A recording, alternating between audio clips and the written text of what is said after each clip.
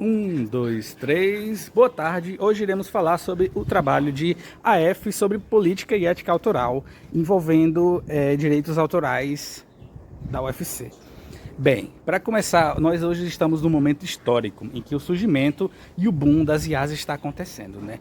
É uma ferramenta praticamente mágica, que você pode escrever lá assim, por favor, me faça uma pintura no estilo do Van Gogh, ou me faça uma pintura no estilo de um artista tal do Twitter. E aí você, obviamente, se tiver uma lora desse negócio, que é o que eles usam para fazer o banco de dados. Se vocês verem essas imagens desse artista no banco de dados deles, a IA vai lá em 10 segundos, tá pronto sua IA, sua arte.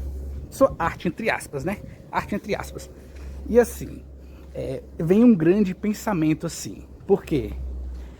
Milhares, não, milhares não, milhões, bilhões de imagens estão sendo scrapeadas da internet, que eles usam algoritmos para tirar essas imagens de sites de todos os lugares e são alimentados ao banco de dados das IAs. E elas começam a comer essas artes, assim, blá, blá, blá, blá, blá, blá, e são treinadas nesse banco de dados. E isso sem consentimento algum, nenhum dos artistas, e muito menos remuneração, né? E aí, assim, vem um grande pensamento, assim, isso está certo, isso está errado, do ponto de vista da lei, errado não está. Aí você se pergunta, ué, por que não está? Porque o grande argumento é que as IAs, elas não estão copiando as artes de alguém.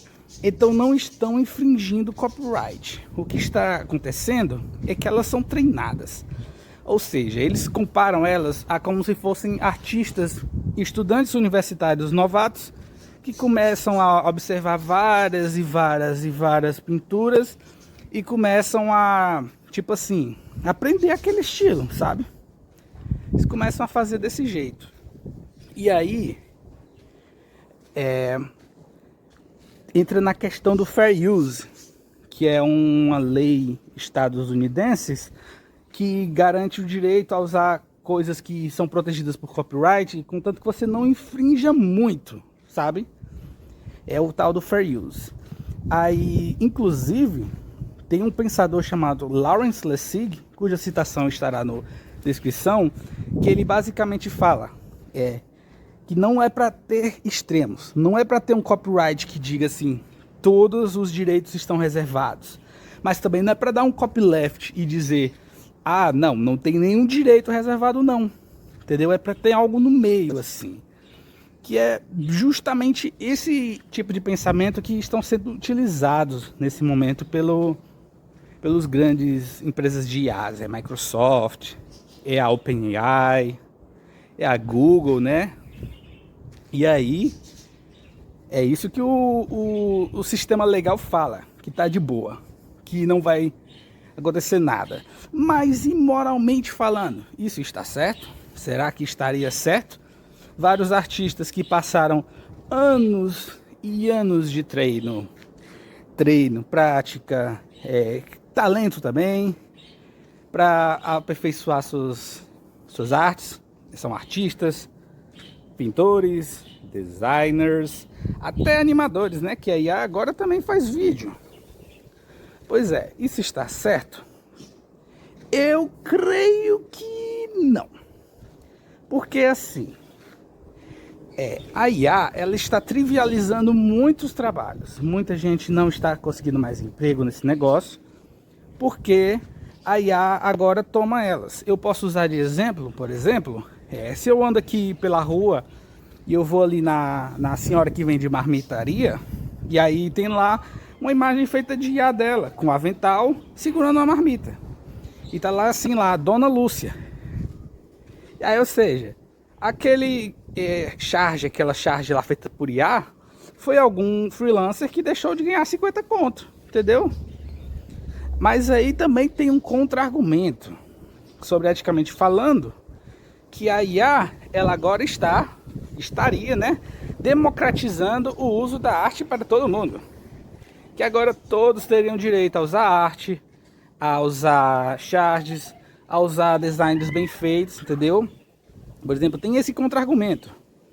E eu posso até dizer algo que, embora eu seja contra a IA, eu também penso às vezes que ela seria bem útil. Como eu vou usar de exemplo um estilo de jogo chamado Visual Novels, que são jogos em que são imagens de um personagem em frente a um cenário e texto embaixo, e é só isso.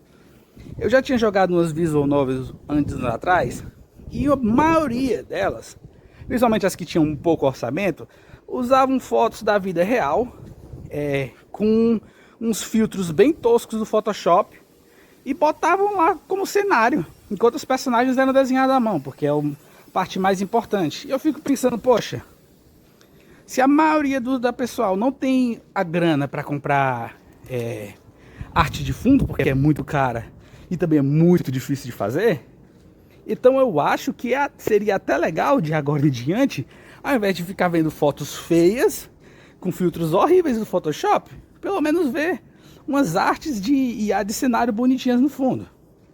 Ou seja, mas isso também entra no contraponto, porque alguém ali também está deixando de receber um dinheirinho. E eu posso até voltar no exemplo da tal da Dona Lúcia. Vamos supor que não existisse a IA. Será que a Dona Lúcia realmente pagaria 50 conto para alguém fazer uma charge dela segurando uma marmita? Ou ela só simplesmente escreveria Dona Lúcia na parede dela, como a Maria faz? Será que ela só não botou porque agora ela tinha como fazer grátis? Pois é, tem esse pensamento realmente existente sobre a democratização do uso da arte, que sempre foi algo muito para a elite, né? Como geralmente dizem. O que não é verdade. Vamos ser bem sinceros que o Google tá aí para isso. Você anda em qualquer canto, tem lá um PNG do Mario em toda loja de jogo que você vai lá no centro, lá na Pedro Pereira. Pois é, assim, o pessoal vai pegar uma PNG do Mario já, então não vai mudar muito também na democratização. Isso tudo para dizer que é um tópico muito nuanceado. Tem muitas possibilidades nele. Os caminhos que podemos seguir à frente serão muito difíceis e trabalhosos. Mas bem, para continuar, vamos agora chegar à ética.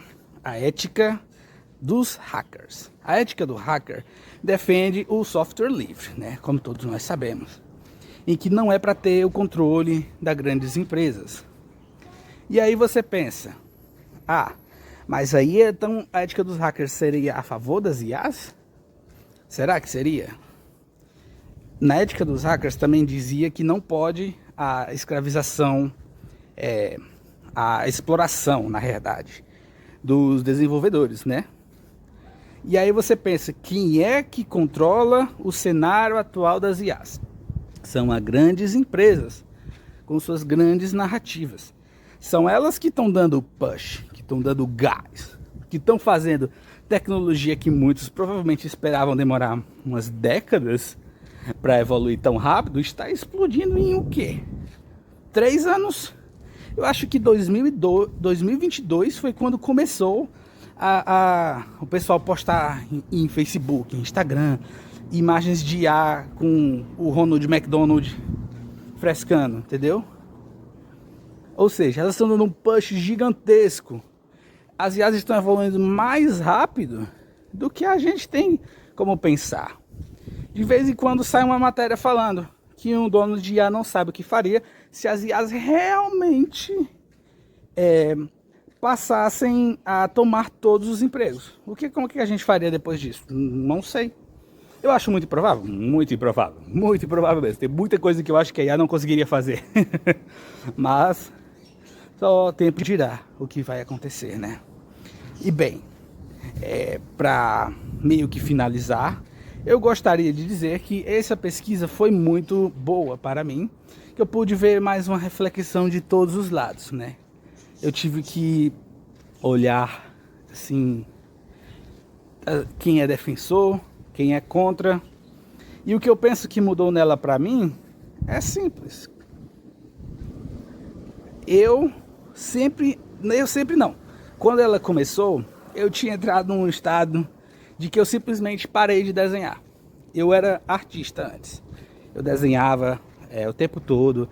Tinha uma mesinha digitalizadora para desenhar. Eu faço as artes ainda só do meu próprio jogo. Aí eu tinha parado Porque, mas porra, a IA faz tudo melhor que eu, bem mais rápido. Eu vou ficar me esforçando pra quê? Se outro cara vai chegar e aperta um clique e termina e faz melhor. Aí eu fiquei assim bolado, né? E aí agora, depois dessa pesquisa e com o tempo foi passando e que as pessoas começaram também a desgostar muito da IA, eu meio que aceito ela. Eu acho ela uma ferramenta muito útil, sendo bem sincero. Tanto a IA de texto, o ChatGPT, que a gente utiliza dia a dia, não dia a dia, mas de vez em quando, eu utilizo de vez em quando para me ajudar a automatizar negócios de programação, como por exemplo, eu faço jogo, e aí eu fiz uma burrice de botar as variáveis com o nome dos personagens. E aí eu quis trocar o nome do personagem. E como eu sou perfeccionista e eu não queria que o nome do personagem no jogo estivesse lá, era Sheila, e aí eu mudei para Sally. E aí eu não queria que as variáveis ficassem lá Sally HP, eu ia ter que mudar Sally, Sheila HP em todo o canto do jogo. Aí eu pedia pro ChatGPT, ele automatizava para mim rapidinho. Aí faz isso muito rápido. Eu acho muito cômodo, eu acho uma ferramenta muito útil. E aí, também as de imagens, eu acho muito boas, sendo sincero, para referência e para idealizar conceitos de personagem. Se eu tiver que pensar assim, eu quero um paladino. Aí, pô, se eu já ia botar no Google paladino e olhar o primeiro paladino que eu visse e começar a usar ele de referência, modificando algumas coisas, eu acho mais legal tacar na IA. A IA me vê uma imagem toda fuleiragem, eu vou, olho, esse aqui tá um legal, mas eu troco uns detalhezinhos aqui, aí eu vou, refaço e tá ali o meu novo personagem. Não utilizo pra nada além de referências, eu acho ela muito boa de fato para referência, inclusive de imagem. E eu adoraria, se pudesse, utilizá-la para cenários, mas não faço jogos que precisam desses cenários, graças a Deus. Jogos de pixel art não muda muito, mas as artes do personagem eu acho sempre bom ter elas em PNG, né? Bem, eu acabei passando muito do que era para falar, mas aí é um assunto que realmente tem muito a ver comigo, a ética do direito autoral sobre o direito das imagens. Infelizmente não parece que está mudando muita coisa, não vai ser o fim das IAs, não vai ser artista fazendo boicote ao Twitter, ao Elon Musk, que vai fazer parar o avanço tecnológico. Infelizmente nós somos apenas peões que não podemos fazer nada sobre os grandes líderes, como sempre foi a história da humanidade, né? Mas é isso aí, valeu professor e boa tarde.